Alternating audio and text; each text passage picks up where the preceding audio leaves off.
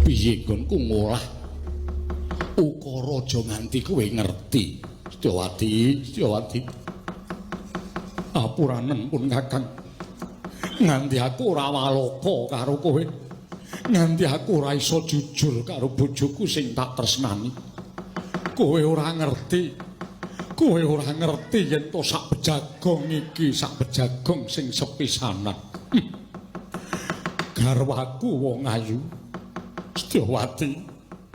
Aku njaluk pamit. Setyawati. Oh ya Mas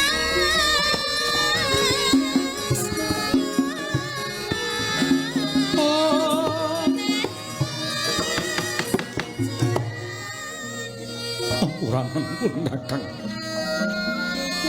Paripaksa aku kudu maju ana ing babaratan mbelani Kurawa.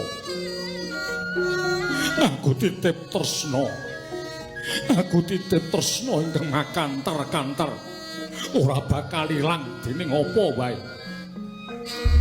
Nadyan ragaku wis ora ana, nanging tresnaku isih cumondhok ana ing atimu, Setyawati.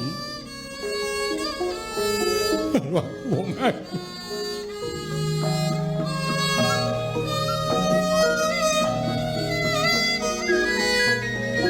Kakang jaluk pamit.